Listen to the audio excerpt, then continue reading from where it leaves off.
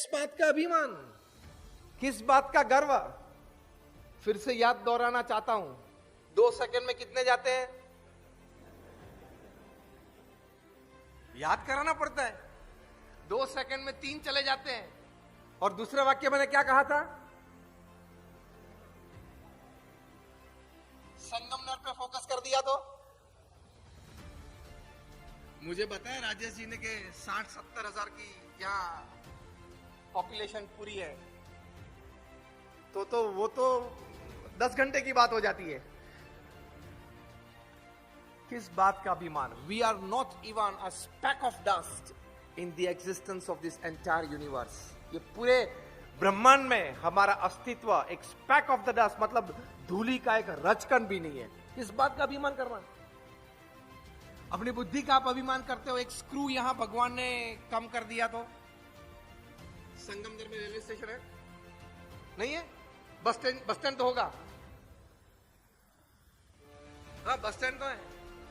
हाँ, और railway station की जिम्मेदारी मालपानी परिवार की है। आज ये प्रसंग में हम शुभ संकल्प करते हैं, वो भी आ जाएगा। तो बस स्टैंड है, एक स्क्रू ढीला हो जाएगा तो आप बस स्टैंड पे एक छोटा सा बाउल लेके वहां भीख मांगना चालू कर देंगे। You start doing it. भीख मांगना आप चालू कर देंगे, पागल हो जाओगे।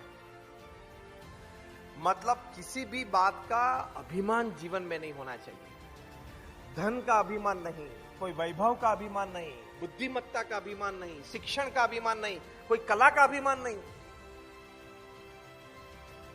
अभिमान नहीं रखेंगे, वो एटीट्यूड नहीं रखेंगे तो सभी के साथ नम्रता से, विवेक से आप पेश आ सकेंगे और आपके संबंध उनके साथ बढ़िया रहेंगे, मधुर रहेंगे और आपकी प्रगति और तरक्की का कारण वो संबंध बन जाएंगे।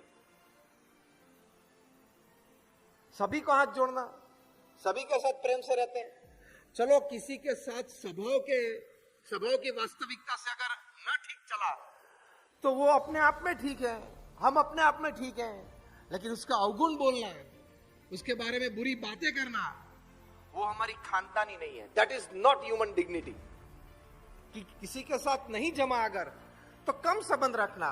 वो अपनी दुनिया में है, मैं अपनी दुनिया में हूं, लेकिन उसकी चर्चा करना, उसके बारे में बोलना। और आपका गांव तो छोटा है, यहां तो कोई भी बात सुबह में बोलेंगे, शाम तक पूरे गांव में।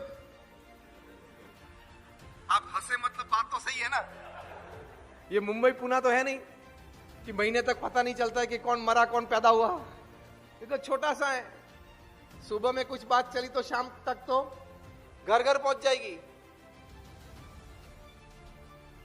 तो ये नम्रता और विवेक में ये बात नहीं आती। प्रमुख स्वामी महाराज ने सिर्फ ये लिखा, ऐसी बात नहीं, उनके जीवन में वर्तन में हमने देखा है। दिल्ली में अक्षरधाम आपने देखा, 110 एकड़ जमीन पे यमुना के किनारे दिल्ली में 5 साल में प्रमुख स्वामी महाराज ने यह प्रोजेक्ट पूरा किया। विशाल जमीन है, 3 बड़ी प्रदर्शनी है। अगर प्रमुख स्वामी महाराज चाहते तो चौथी भी खड़ी हो सकती थी।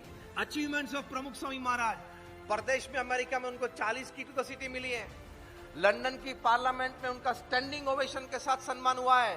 कनाडा की पार्लियामेंट में स्टैंडिंग ओवेशन के साथ सम्मान हुआ है। केनिया की पार्लियामेंट में हुआ है।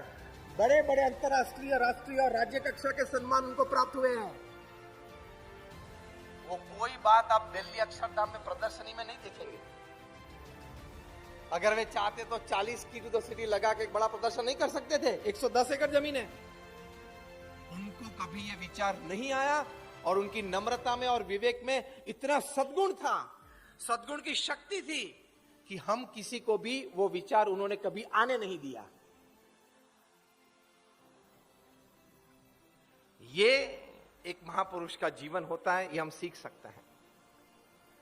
तो नम्रता और विवेक जीवन में हमेशा रखना, एटीट्यूड टुवर्ड्स पीपल। एक और अच्छी बात मैं आपको बताना चाहता हूं। प्रमुख स्वामी महाराज एक वक्त वहां बेल्जियम में थे। डॉक्टर शाह के वहां उनका निवास था। डॉक्टर शाह ने उनको प्रश्न पूछा कि स्वामी जी, हम किसी व्यक्ति के साथ जब संपर्क में आते हैं, कुछ काम करते हैं, तब उसके अवगुण दुर्गुण नजर में आ जाते हैं और जब भी दूसरी बार उनको मिलते हैं और जब भी जीवन में मिलते हैं, उसी अंदाज से, नजरिया से उसको देखते हैं कि ये वो व्यक्ति, ये वो व्यक्ति। और आप इतने सारे लोगों के साथ काम करते हो, सभी के छोटे मोटे अवगुण दुर्गुण आप जानते हो। आपके पास लोग निष्कपट भी होते हैं, बात भी करते हैं, आशीर्वाद लेने के लिए अपने दोष की भी बात करते हैं। फिर भी दूसरी बार जब उस व्यक्ति को आप मिलते हो, बहुत प्रेम से मिल सकते हो, आशीर्वाद भी देते हो, अच्छी बातें भी कर सकते हो। इसका कारण क्या है? प्रमुख स्वामी महाराज ने बहुत सुंदर उत्तर दिया, आप ध्यान से सुनना। प्रमुख स्वामी महाराज ने कहा कि जिस व्यक्ति के साथ आपको रहना है जीवन में, जिस व्यक्ति के साथ जीवन में आपको काम करना है, उस व्यक्ति में अगर 99 अवगुण हो तो भी वो मत देखना, एक सद्गुण हो उस तरफ दृष्टि रख के उसके साथ रहना और काम करना। पता हो आपके परिवारजन जो है उसमें आप बदलाव ला पाएंगे। स्वभाव प्रकृति की बात नहीं कर रहा हूं, अस्तित्व की बात कर रहा हूं। आप अपने माता पिता बदल सकते हो, पति पत्नी एक दूसरे को बदल सकते हैं, उनके साथ ही जीना है। और हमेशा मैक्सिमम रेशियो 60-40 का होता है। हा? पता चला मैं क्या बोला? Made for each other couple होते हैं ना शहर के, उसमें भी 60-40 का रेशियो होता है। 60% ठीक चलता है, जमता है, एक दूसरे को अच्छे लगते हैं, और 40% तो कॉम्प्रोमाइज करके चलना पड़ता है। अगली 2-3 रो में बड़े लोग बैठे हैं, बुजुर्ग बैठे हैं, मैं ठीक बोल रहा हूं क्या? 40% तो कॉम्प्रोमाइज चलता ही है, 100% तो कोई नहीं है।